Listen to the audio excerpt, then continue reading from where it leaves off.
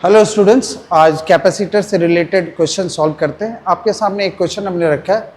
यहाँ पे दो कैपेसिटर कनेक्टेड हैं, अभी कनेक्टेड नहीं है, स्विच को जैसे ही ऑन करेंगे दोनों कनेक्ट हो जाएंगे। क्वेश्चन कुछ इस प्रकार है, find out the potential difference across the capacitor after closing the switch.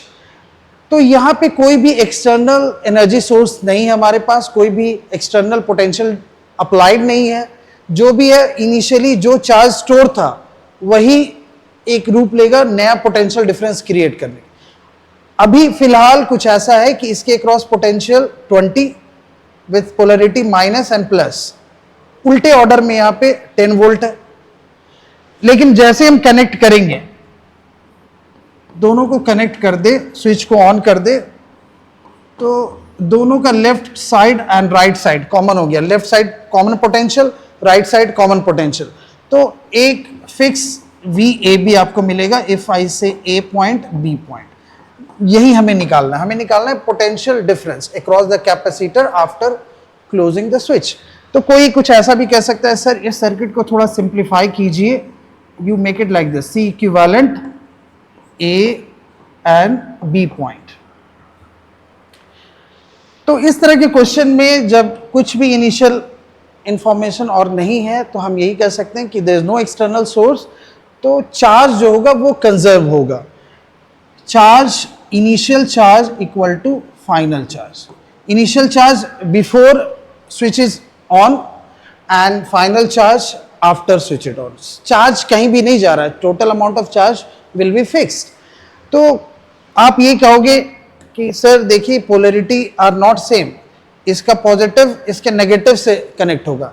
यहां पे हम कुछ निकाल लें Q1 की वैल्यू और Q2 की वैल्यू इनिशियली, तो आप बोलोगे C1 V1 और यहां पे C2 V2।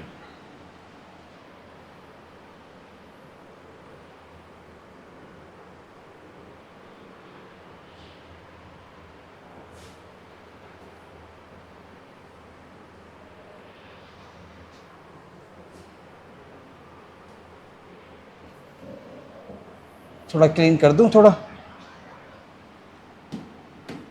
ओके। तो फिर से लिखता हूं मैं, Q initial equal to Q final, Q1 first capacitor के लिए, Q2 सेकेंड कैपेसिटर के लिए।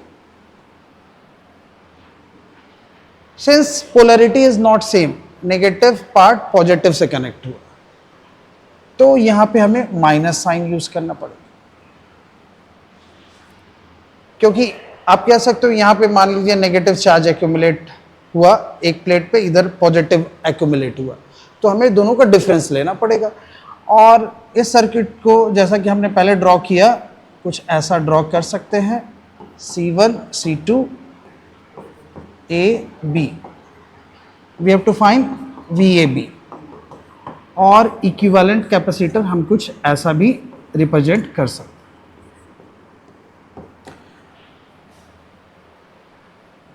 अगर पोलरिटी कुछ ऐसा होता है, ये भी प्लस ये भी प्लस, तो दोनों चार्ज जुड़ जाते। तो यहां पे right side Q final, final को मैं कुछ ऐसा लिख दूं, क्योंकि हमने पढ़ा है Q equal to C by V, sorry C equal to Q by V, और you can write Q is equal to C into V। जो सिंप्लीफाइड सर्किट है आफ्टर स्विच ऑन, आप कहोगे C इक्विवेलेंट को VAB से multiply कर दिया जाए तो हमें फाइनल चार्ज मिल जाएगा। और initial is very clear, this is C1, this is V1, दोनों को मल्टीप्लाई कीजिए तो आपको मिलेगा 200 माइक्रोफराड। और इसके अक्रॉस जो चार्ज इकट्ठा हुआ है, दोनों को मल्टीप्लाई किया जाए, this is C2, this is V2, तो हो गया 100 माइक्रोफराड।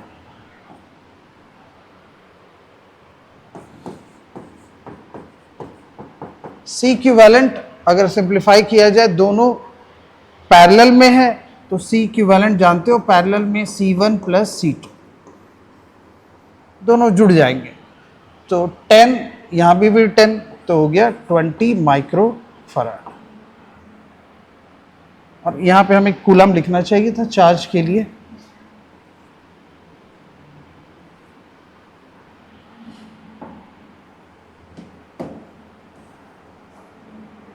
इनटू VAB, तो VAB आप देख सकते हो VAB का मान निकल गया 100 micro coulomb divided by 20 micro farad. So VAB is 5 volt. तो दो तरह के क्वेश्चन बनते हैं। एक क्वेश्चन जो अभी आपके सामने है, positive and will be connected with negative.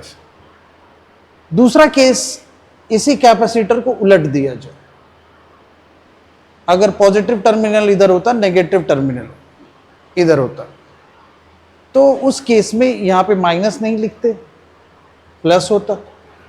तो अगर हम लोग दो फॉर्मूला बनाना चाहें, हम लोग कुछ ऐसा लिख सकते हैं। Diagram was like this.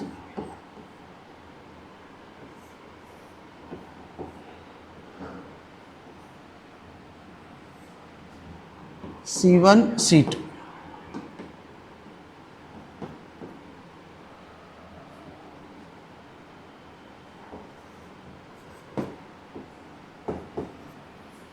अगली बार डायग्राम कुछ ऐसा बनाओ कि इधर नेगेटिव, जैसा उस एग्जाम्पल में था।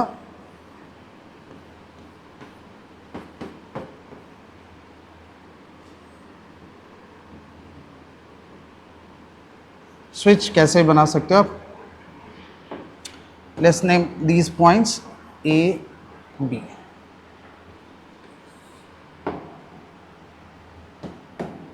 तो अगर हम दो केसेस बनाएं, केस 1, केस 2, आपसे पूछा जाए व्हेन स्विच इज ऑन, पहले से पोटेंशियल यहां पे V1 है, यहां पे V2,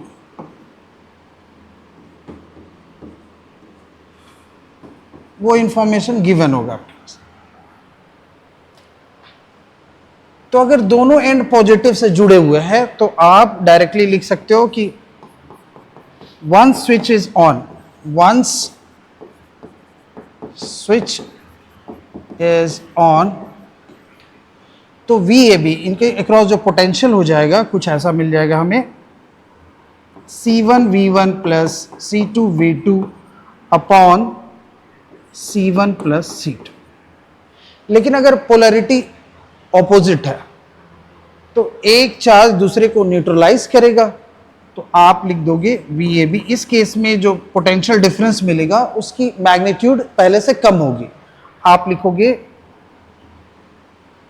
C1 V1 minus C2 V2 mod divided by C1 plus C2। हमने मॉड यूज किया क्योंकि हमें अभी नहीं पता कि कौन सा चार्ज ज़्यादा है, इसके अक्रॉस चार्ज ज़्यादा है या इसके अक्रॉस ज़्यादा। तो अगर हम मॉड ना भी लिखे, अगर इसके अक्रॉस चार्ज ज़्यादा है तो वैल्यू आपको नेगेटिव में मिलेगी क्योंकि नेगेटिव पोलैरिटी। तो उस फॉर्मेट में आप लिख सकते हो ऐसा, VAB is C2 V2 minus C1 V1 divided by C1 plus C2। ठीक है, आज के लिए इतना ही, फिर मिलते हैं नेक्स्ट लेक्चर में। Thank you.